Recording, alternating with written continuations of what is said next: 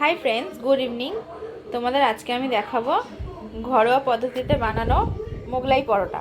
তো মোগলাই পরোটার দোকানে যেটা চিকেন মোগলাই হয় সেখানে চিকেন দেয়, কিন্তু আমি যেহেতু চিকেন খাই না তো সেই জন্য আমি দেবো সয়াবিন। এটা আমি ফার্স্ট টাইম বানাচ্ছি, এর আগে এগ মোগলাই বানিয়েছিলাম, কিন্তু সয়া মোগলাই কখনো বানাইনি। আজকে বানাবো, আশা করি ভালোই হবে খেতে। তো তার জন্য আমি এখানে দেখো ভিজিয়ে নিয়েছি বেশ কয়েকটা, খুব বেশি না, জাস্ট এমনি একটুখানি, মানে একটা পুর তৈরি করার জন্য যেমন লাগে ঠিক সেরকমই কয়েকটা সয়াবিন। আর এখানে হচ্ছে মাখা ময়দাটা হচ্ছে নর্মালি যেমন তোমরা ময়দা মাখো, লুচি পাউডার ময়দা, নুন চিনি আর সাদা তেল দিয়ে, তো সেইভাবেই এই ময়দাটা মাখা হচ্ছে। আর এটা কিন্তু আটা মেশাচ্ছি না আমি, একদমই পুরো ময়দারই হবে। আর মোগলাই পরোটা পুরো ময়দার হলেই ভালো লাগে খেতে। তো এইটা এখন করে নেওয়া হচ্ছে। আর হ্যাঁ, এইটা তোমরা যখন এই ময়ামটা দেবে না, তখন ময়ামটা দেওয়ার পর এটা ময়দাটাকে শুকনো আগে মেখে নেবে। মেখে হাতে একটা ডো মতন তৈরি করে নেবে। দেখবে হাতে এই শুকনো ময়দার ডো হচ্ছে কিনা, যদি হয় তাহলে ভাববে এর ময়ামটা ঠিক আছে। এটা একটা ছোট্ট ট্রিক্স আমি তোমাদের বলে দিলাম, এটা করবে, দেখবে তাহলে একটু ক্রিস্পি হবে। তো চলো এখন ময়দাটা মেখে নিই, তারপর আবার তোমাদের সাথে দেখা হচ্ছে। দেখো এখানে আমি যে সয়াবিনটা বলেছিলাম সেদ্ধ বসিয়েছি।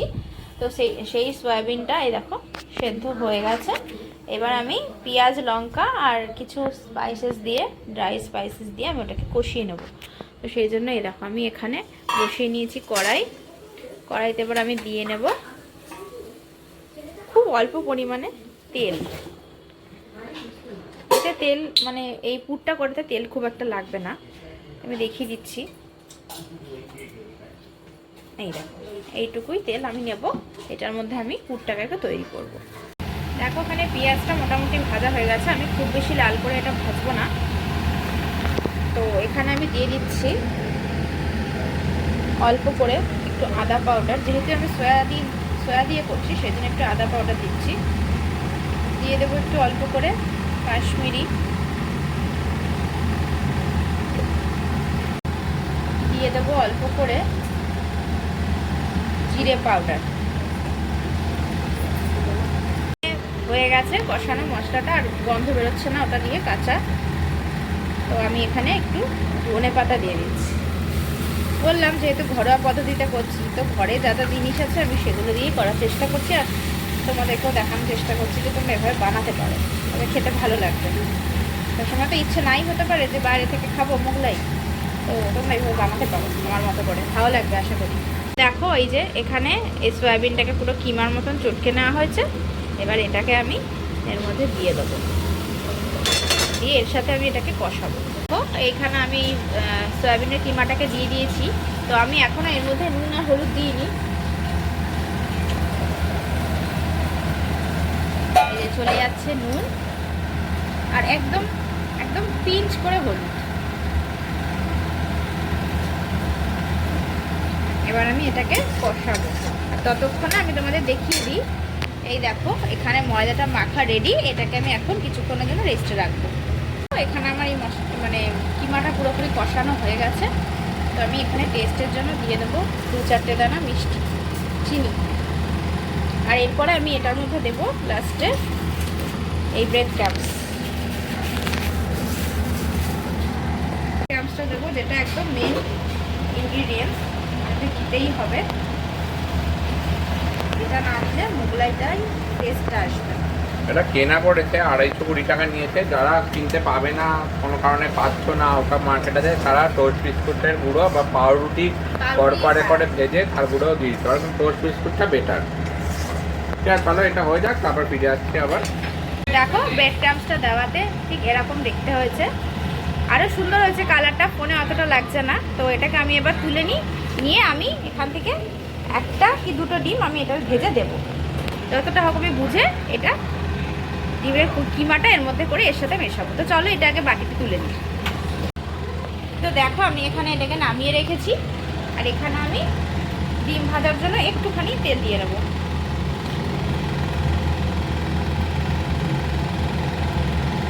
এবার আমি তেলের মধ্যে ডিমটাকে কিমা করে নেব। দেখো আমি ডিমের কিমা করে নিয়েছি, এইটাকে আমি এবার এর মধ্যে দিয়ে একসাথে মিশিয়ে রেখে দেবো। দেখো আমাদের মোগলাইয়ের পুর কিছুটা রেডি, এখনও পুরোপুরি রেডি হয়নি, কারণ এটা দেখছো ঝুরঝুরে রয়েছে।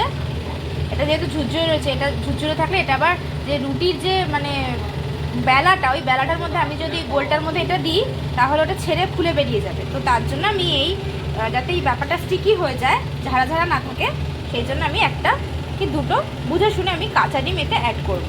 তো চলো আগে এটা করে নিই, তারপর আমার তোমাদের দেখাচ্ছি। হ্যাঁ, তার আগে তোমাদের দেখিয়ে নিই, এই যে আমাদের লেচিগুলো হয়ে গেছে, এরকম বড় বড় লেচি করবে। তারা তোমাদের আমি হাতে নিয়ে দেখিয়ে দিচ্ছি। এই যে এরকম আমার হাতে দেখতেই পাচ্ছ, এরকম বড় বড় লেচি করে নেবে, তাহলে তোমাদের পুরটা ভরতে সুবিধা হবে। দেখো মোগলাই তো আর শুধু খাওয়া যায় না, তো তার জন্য আমাকে একটা আলুর তরকারিও বানাতে হবে। তো এইখানে আমি আলু সেদ্ধ বসিয়েছি কুকারে, চোকলার সমেত আলু কেটে নিয়েছি। দোকানে যেমন দেখ ঠিক ওরমভাবেই তরকারিটা তৈরি করব। নিরামিষ একটা তরকারি দেয় ওরা, তো সেভাবেই তৈরি হবে। এখানে আমি একটু নুন আর একটু হলুদ দিয়ে নিয়েছি, এবার আমি এটাকে সেদ্ধ হতে দেবো। দেখো আমি এখানে কড়াইতে তেল বসিয়ে দিয়েছি, তেল খুবই অল্প পরিমাণে এই তরকারিটায় লাগে। আর এইখানে আমি এই যে আলুটা সেদ্ধ করে নিয়েছি, আর এর মধ্যে আমি কি কি মশলা দেবো তোমাদের দেখিয়ে দিই। দেবো হলুদ, দেবো জিরে গুঁড়ো, একটু ধনে গুঁড়ো, খুব কম কম করে দেবো। আর ফোড়নে দেবো একটু জিরে, আর একটু কালারের জন্য কাশ্মীরি, আর ঝালের জন্য লাল লঙ্কার গুঁড়ো। তো চলো আগে স্টার্ট করি। এখানে আমি সব কটা মশলা এখানে নিয়ে নিয়েছি, আর এখানে তেলে আমি জিরে ছেড়ে দিয়েছি।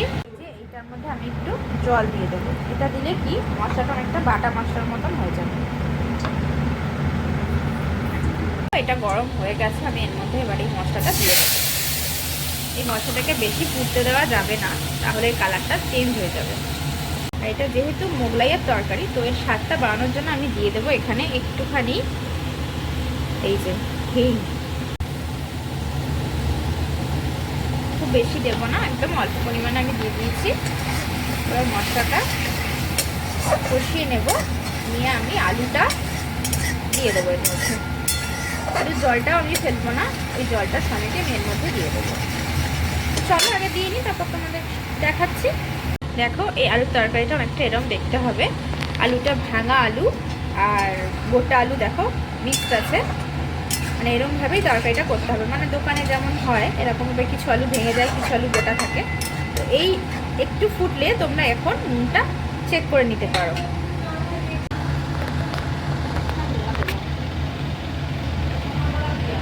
এই যে চিনিটা আমি দিয়ে দিয়েছি, আমি দেখাতে পারিনি। আমার রান্না এখানে পুরোটাই কতটা চিনি দিয়েছো? খুব অল্প, জাস্ট কালারের জন্য। ওকে, কোনো টেস্ট হবে না, চিনি জাস্ট কালারের জন্য দিয়েছি। আর এটা এরকম মাখা মাখাই হবে, এটা আলুটা টেনে যাবে। এটা তরকারিটা হচ্ছে মশলা আলু, সেটাই আমি করলাম। তো চলো আমাদের মোগলাইয়ের তরকারিটা রেডি হয়ে গেলে এবার আমি মোগলাইগুলো রেডি করবো। দেখো এখানে আমি চাট মশলাটা একটু মিশিয়ে দিয়েছি, আর দেবো আমি এখানে ডিমটা, কাঁচা ডিমটা এই যে আমি রেখে দিয়েছি, এটা আমি এবার এর মধ্যে মিশিয়ে দেবো। দেখো এখানে আমি দুটো কাঁচা ডিম মিক্স করে দিচ্ছি এবার এর সাথে। এই দেখো এইভাবে এটাকে মিশিয়ে নিতে হবে। এই যে দেখেছো এর একটা এই যে যে ঝুরঝুরে একটা ভাব ছিল, সেটা দেখো চলে গিয়ে এটা মাখা মাখা ভাব হয়ে যাচ্ছে। এই রকম এটা একবারে পরোটার সাথে লেগে থাকবে। তো চলো এটাকে আমি পুরো মেখে নিই, তারপর তোমাদের দেখাচ্ছি। দেখো আমার এখানে ডিমটা মিক্সড করা হয়ে গেছে, আর দেখতে ঠিক এই রকম হয়েছে। তো চলো এটা এবার আমি এই ময়দাগুলো বেলবো, আর তোমাদের কীভাবে বেলছি সেটাও আমি দেখাবো, আর কীভাবে এর পুরটার ভেতরে দিয়ে মোড়াবো সেটাও আমি তোমাদেরকে দেখিয়ে দেবো। তো আমি দোকানের মতন অত বড় বড় করে তো ভাজতে মানে করতে পারবো না, তো আমি ছোট্ট ছোট্ট বেবি মোগলাই বানাবো। তো চলো আগে এগুলো তৈরি করতে শুরু করি। দেখো আমি সুবিধার জন্য এখানে ভাগ করে নিয়েছি, যাতে কম বেশি না হয়। যেহেতু আমরা 10টা করবো, তো 10টাই ওখানে ভাগ আছে। আর এই যে এবার আমি এই লেচিগুলোকে বেলে নিই। চলো তোমাদের দেখাই কেমন করে বেলবো। তুমি তো মোগলাই খাবে? হ্যাঁ যে বলো পাপা, পাপা বলো, পাপা বলো, আগে পাপা বলো, পাপাই। মাম্মা বলো, মাম্মা। দেখো এটা মোটামুটি পাতলা করেই বেলবো। এই নাচে নাচে নাচে নাচে করে দাও একটু, চলে গেল। আমাদের বেলা হয়ে গেছে, আমি এর থেকে বেশি আর বেলবো না। যথেষ্ট বড় বেলা হয়েছে।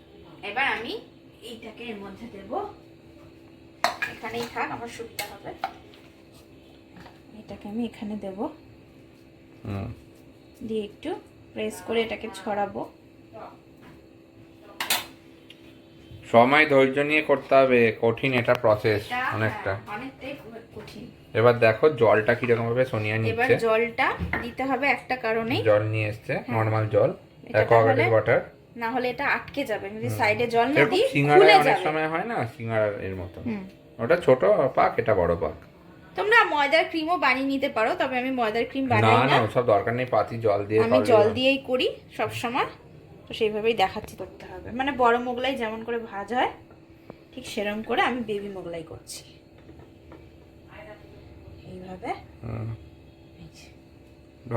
হয়ে গেল এরকম করে আমি এবার এটাকে কড়াইতে তেল গরম করে আমি ছেড়ে দিয়ে একদম লাল লাল করে ভাজি। ঠিক আছে, চলো সব কটা হয়ে যাক, তারপর ফিরে আসছি।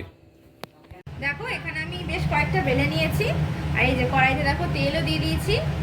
তেলটা একটু বেশি করে নিতে হবে, ডোবা তেলে না করলে তো হবে না। হবে না। আর দোকানে যেমন চাটুতে করে, আমাদের তো অত বড় তাওয়া নেই, তো আমরা ডোবা তেলেই ভাজবো। খুব আস্তে করে এটাকে ছাড়তে হবে, আর ভাজতেও হবে খুব আস্তে আস্তে। দুটো করে দিয়ে দাও।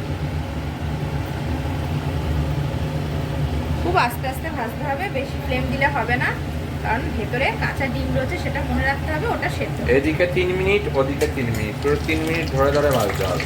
চলো, কারণ গ্যাসের আঁচ কমিয়ে, নাহলে বেশি হয়ে যাবে, লাল হয়ে যাবে। হ্যাঁ, হলে আমরা ফিরে আসছি। দেখো কেমন ফুলছে, শুধু একবার দেখে নাও, ফুলছে। আশা করি ক্রিসপিও হবে, একদম হবে। আর এই যে ওপরে এভাবে তেলটা দেবে, দেখবে ভালো ভেতরেও ঢুকে যাবে তাহলে। হ্যাঁ ঠিক আছে। দেখো আমাদের মোগলাই এখানে রেডি। এই দেখো একটা অলরেডি উঠে গেছে, খুবই সুন্দর ক্রিসপি দেখতে হয়েছে, খেতেও আশা করি ভালোই হয়েছে। তো চলো তুলে নিই। এ পাশে 3 মিনিট ফুল ফ্লেমে ভাজবে, ও পাশে 3 মিনিট ফুল ফ্লেমে ভাজবে। তাহলে এরকম ভাবেই আমরা সবকটা বানিয়ে ফেলবো। ফাইনালটা আমরা দেখাচ্ছি কিভাবে খাবো, কি করব, এটাও ছেড়ে দিই। এগুলো ছেড়ে করতে করতে আরও 4 ঘন্টা 40 মিনিট লাগে। তার আগে আমরা ব্লগটা কমপ্লিট করব, কমপ্লিট প্লেটিংটা করে, ততক্ষণ এটা হতে থাকুক। তোমার দেখো এরকম ফিগারে আমাদের উঠেছে। এবার সোনিয়া প্লেটিং করছে, প্লেটিং করে আমরা ফাইনাল প্লেটিং দেখিয়ে প্রসেসটা পুরো দেখিয়ে দিয়েছে। ফাইনাল প্লেটিং করে ব্লগটাকে এখানে এন্ড করবো, ফিরে আসছি না প্লেটিং করে। মানে সব আমি রেডি করে দিয়েছি, লাস্ট দেওয়া বাকি ছিল তরকারিটা। হ্যাঁ, শশাটা থাকলে ভালো হতো, শশাটা নেই, তাই শশাটা এখন ছেড়ে দিলাম। এই হয়ে গেছে আমাদের ফাইনাল প্লেটিং। সোনিয়া খুব কষ্ট করে রান্না করেছে। দেখো সস দিয়ে তোমরা চিলি সস, টমেটো সস দিয়ে খেতে পারো, পুরো দোকানের মতনই হয়েছে, কিন্তু বেবি, শুধু বেবি, হ্যাঁ শুধু বেবি, শুধু বেবি। এরকমভাবে তোমরা বানিয়ে নিও। আর কিছু বলা আছে? ঠিক আছে, হ্যাঁ, আমি তবে এখানেই শেষ করছি। সবাই খুব খুব ভালো থেকো। আশা করি একটা জিনিস শিখলে, অনেকে জানতে, অনেকে জানতেও না, তো এরকমভাবে করে নিও। আমাদের সাথে থেকো, পাশে থেকো। সবাই খুব খুব ভালো থাকো। Tata, bye bye.